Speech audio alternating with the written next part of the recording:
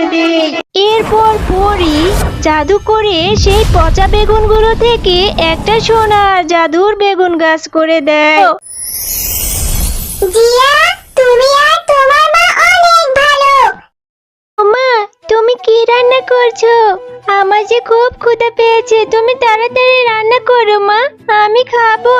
মারে, কি আর রান্না করব, এখনো যে বেতনটা পাইনি, হাতেও তেমন টাকা পয়সা নেই। আমি ভাত রান্না করছি, তুই একটা লঙ্কা দিয়ে খেয়ে নিস মা।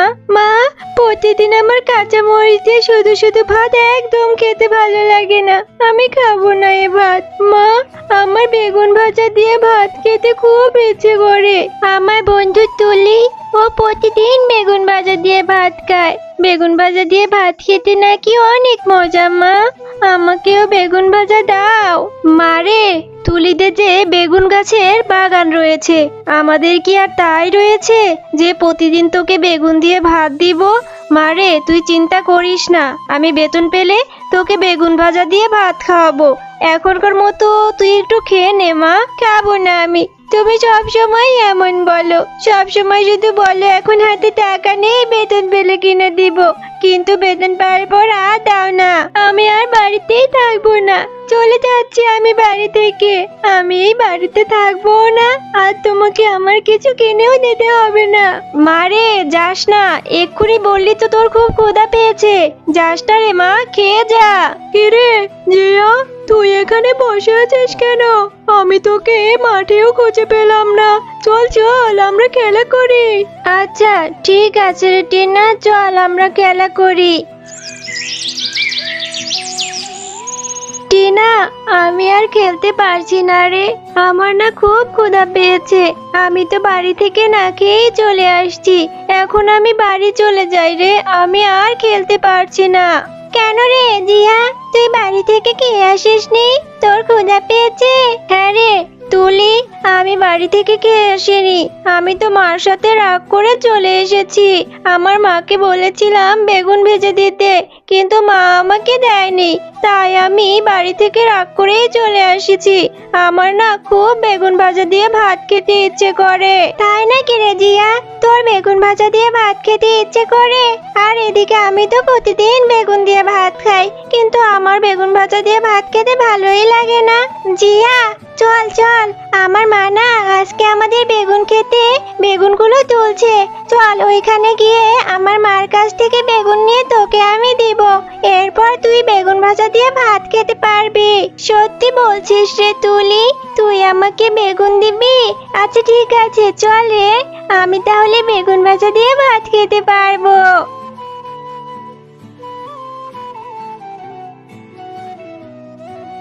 মা, আমার বন্ধু জিয়াকে নিয়ে এসেছি, আমাদের খেতে তো কত বেগুন হয়েছে, আমার বন্ধু জিয়াকে দুটো বেগুন দাও না মা, ওর যে বেগুন দিয়ে ভাত খেতে খুব ইচ্ছে করে, কিন্তু ওরা তো গরিব, ওর মার তো টাকা নেই, তাই খেতে পারে না। এই তুলি, তুই কি বলছিস? আজকাল বেগুনের যা দাম, আমি ওকে দুইটা বেগুন কেন দিব রে? দুইটা বেগুনের অনেক টাকা দাম।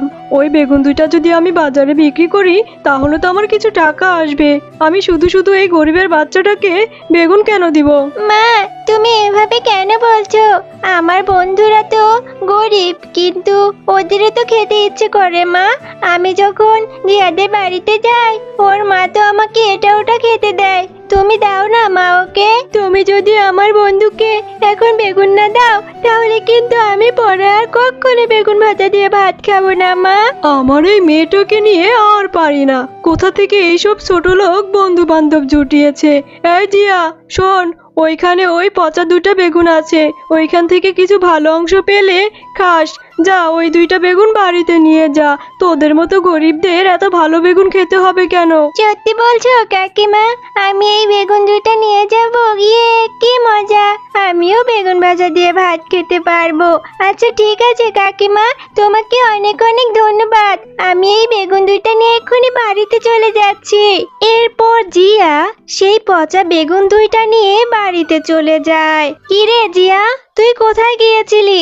সেই যে রাগ করে বাড়ি থেকে চলে গেলি, আর ফিরে এলি না। তোকে আমি কত কত জায়গায় খুঁজেছি রে মা, তুই কোথায় গিয়েছিলি? আর এতক্ষণ পরে কোথায় থেকেই বা আসলি?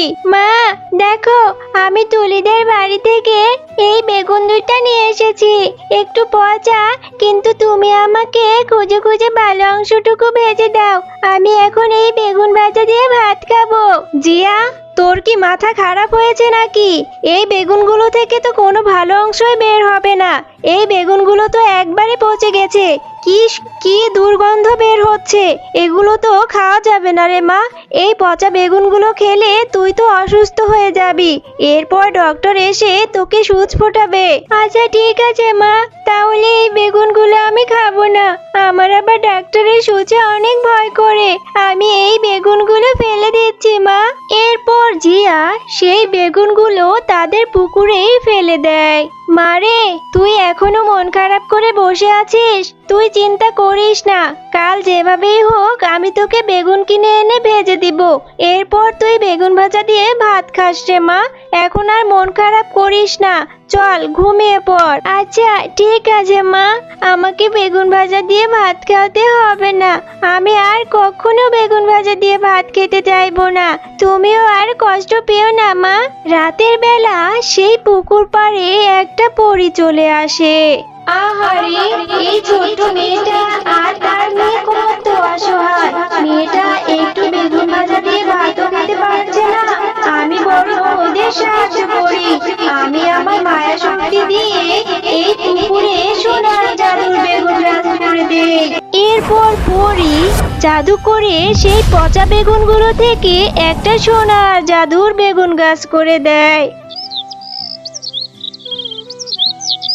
ও মা, তাড়াতাড়ি এদিকে এসে দেখে যাও না, কালকে আমি যেই বেগুনগুলো ফেলে দিয়েছিলাম সেই পচা বেগুন থেকে কত কত সোনার বেগুনের গাছ হয়েছে। এই বেগুনগুলো কোথা থেকে আসলো মা? তাড়াতাড়ি আসো, দেখে যাও। আরে আরে, তাই তো দেখছি, এই বেগুনগুলো একদম সোনালী রঙের, সোনার মতো চকচক করছে। এই বেগুনগুলো কোথা থেকে আসলো রে মা? আমি তো কখনোই পুকুরে এমন সোনার বেগুন গাছ দেখিনি। হ্যাঁ মা, তাই তো দেখছি, কালকে যেখানে বেগুনগুলো ফেলেছি সেখান থেকে এই সোনার বেগুনগুলো হয়েছে। মা, ভালোই হয়েছে, এখন আর আমাদের আর দুঃখ কষ্ট থাকবে না। আমরা এই বেগুনগুলো বিক্রি করে অনেক টাকা পাবো। জিয়া, তুমি আর তোমার মা অনেক ভালো।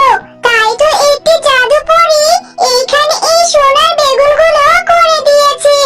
এই সোনার বেগুন গাছ থেকে কখনোই বেগুন শেষ হবে না। তোমরা এইখান থেকে সোনার বেগুন বিক্রি করে তোমাদের জীবন ভালোভাবেই পার করতে পারবে। এখন থেকে তোমাদের আর দুঃখ কষ্ট থাকবে না।